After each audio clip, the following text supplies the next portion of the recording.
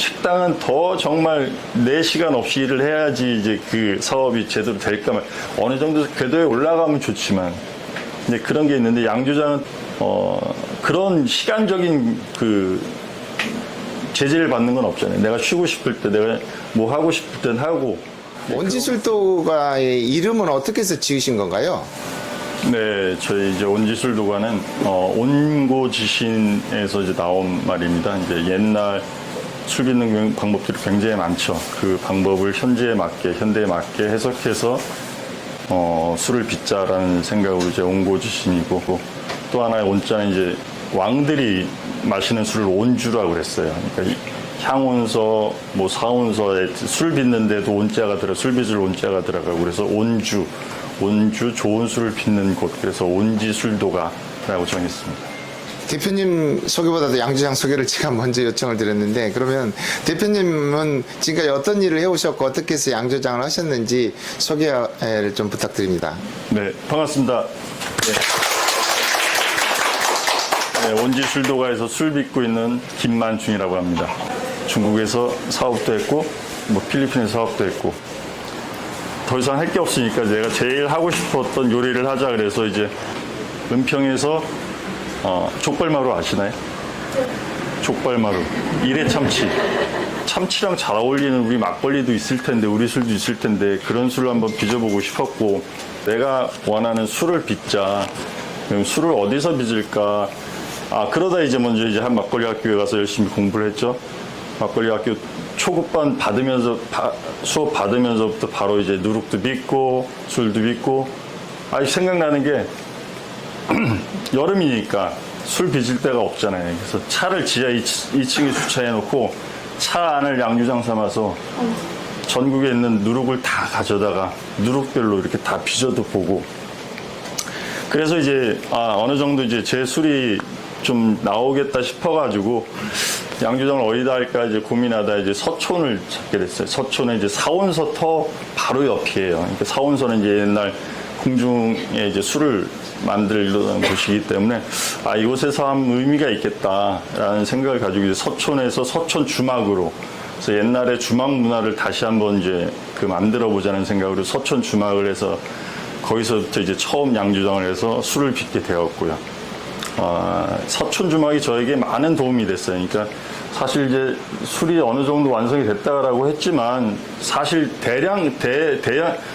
대량으로 담아본 적은 별로 없었거든요. 근데 서촌에서 4년 동안 술을 꾸준히 계속 빚어가면서 손님들에게 제 술을 이제 마셔보게 하고 평가를 받고, 그러면서 어떻게 그 술을 발전시켜야 될 건가를 계속 고민을 했던 게 결국 이제 오늘의 제 술이 나오게 된 그런 계기가 됐고, 서촌 주막이 이제 잘 되다가 코로나 때문에 거기 이제 관광객들이 거의 점심 장사를 다 해결해 줬던 곳인데, 가만히 있어도 이제 장사가 되던 곳인데 뭐 외국인들이 하나도 안 들어오니까, 그래서 서촌 주막이란 문화는 조금 나중에 만들자, 이제 양조장을 먼저 하자라는 생각을 가지고 이제 작년에 이곳으로 이사 와서 여기 술을 빚게 됐습니다. 대표님은 외식업에서 특히 이제 오너 셰프 음식을 요리를 하시다가 지금 양조 쪽으로 넘어오셨는데, 외식업을 하는 일과 그 양조를 하는 일의 차이, 장단점 이런 것들을 잘 아실 것 같은데 한번.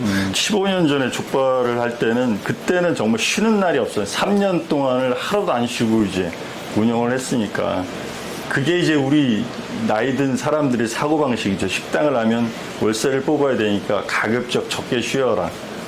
거의 뭐 식당을 해도 6일 정도 하고, 이제 사람 여유가 있으면 일주일 내내 사람 돌려서 가면서 이제 이렇게 사업을 하는데, 요즘 젊은 분들은 다른 것 같아요. 5일 근무하고 이틀 쉬고. 그래서 그게 맞다고 보거든요. 그러니까 식당은 너무 힘들어요, 정말. 근데 사실 저희가 제 생각으로는 아직도 그래요. 5일을 하면서 과연 수익을 낼 수 있을까? 근데 젊은 분들은 하시더라고요.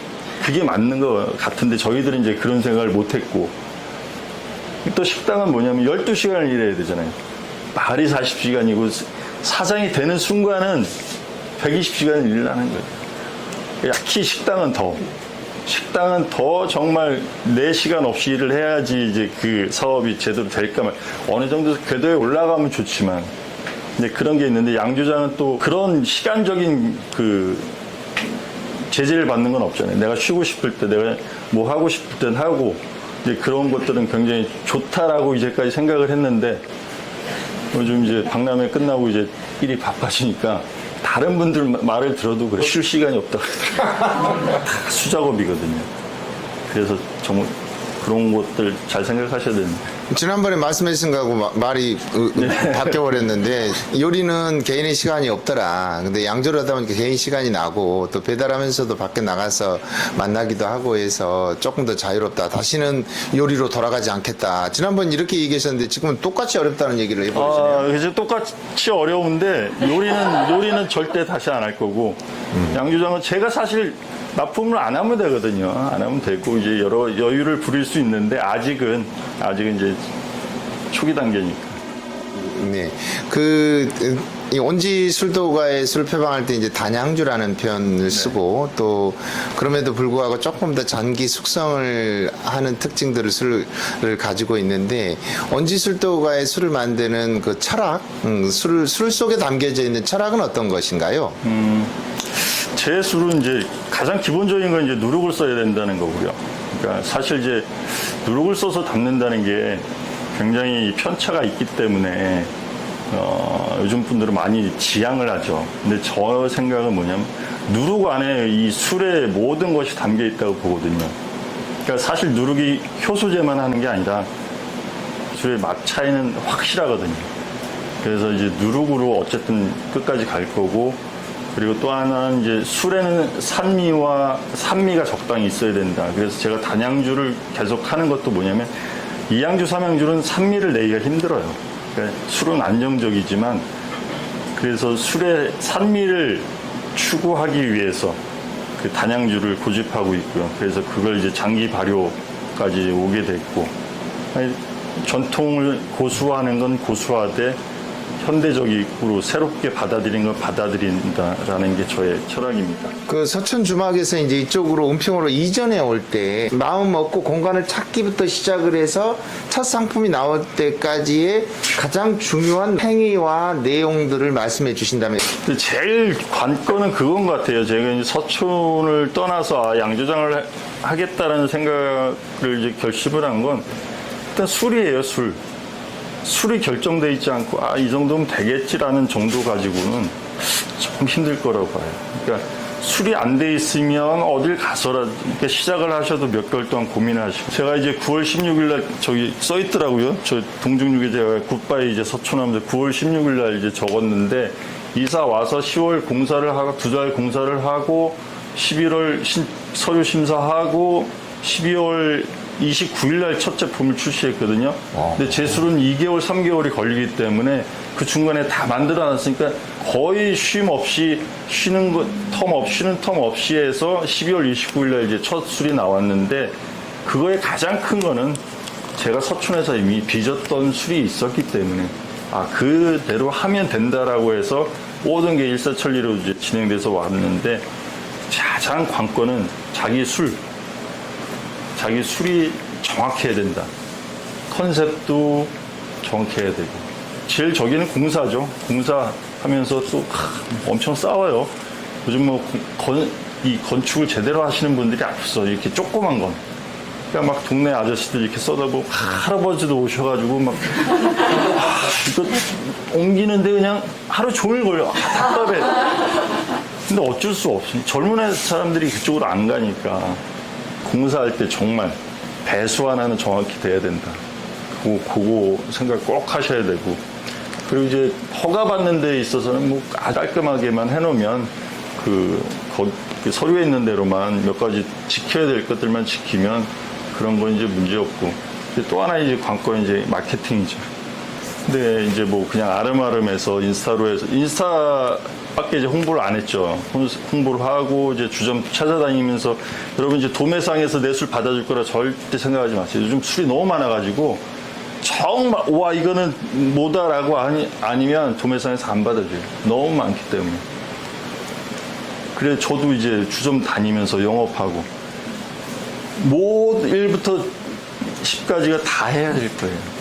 그러니까 영업을 어떻게 해야 될 건가도 미리 고민을 하셔야 되고.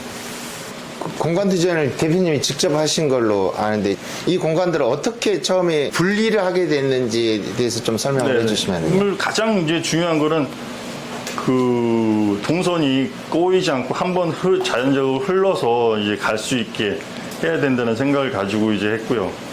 가장 큰 거는 이제 발효실이죠. 발효실이 이제 가장 커야 된다는 생각을 가지고 제일 크게 했고, 제가 숙성실을 너무 그 생각을 못했어요. 숙성실이 이거보다 한 2배 정도 있었어도 충분했는데 이거를 숙성실을 반밖에, 이게 2평인데 이것도 너무 작게 했다.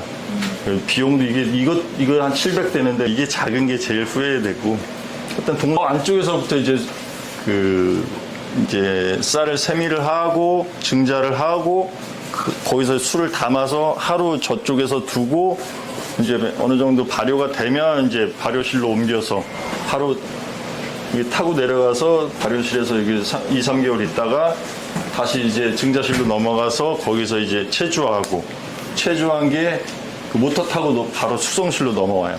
숙성실로 넘어오면 숙성실에서 이제 바로 병입실로 넘어가서, 그러니까 보시면 아시겠지만 그래도 일로 갔다 하면 안 되거든요. 한 번에 이렇게 돌아갈 수 있게. 근데 써보니까 나름 나쁘진 않고, 얘 공간도 병입실도 좀 컸으면 좋겠는데 55평이라는 한계가 있으니까 지하는 꼭 필히 또 엘리베이터가 있어야 되고요. 2층이나 3층도 마찬가지고. 힘이 세시면 뭐 안 하셔도 돼요. 소규모 양조장을 한다고 해서 요거 이렇게 하면 요 정도면 되겠지라고 생각하죠. 사실 그 공간의 배 이상이 창고로 있어야 돼요. 그러니까 창고가 없으면 비싸게 사와야 돼, 다. 병도 파레트로 안 받으면 1,500원 막 받아야 되는데 파레트로 받으니까 500~600원이 떨어져요. 다 마찬가지예요. 박스도 스티로폼 박스 여름에 꼭 어쩔 수 없이 써야 돼요. 10개씩 받으면 4,000원이야. 박스로 차떼기로 받으면 2,000원이야. 굉장한 차이가 있어요. 그러면 그 제품에 끼치는 영향이 굉장히 크죠. 그래서 공간이, 저도 그런 말씀 많이 들었는데 이 정도면 되겠지. 뭐 뒷공간도 있고 뭐 앞에도, 근데 이것도 작아요, 사실. 그러니까 정말 맞구나. 한 공장에 이 2배 정도는 창고가 있어야지 원활하게 돌아갈 수 있다라는 생각이 듭니다.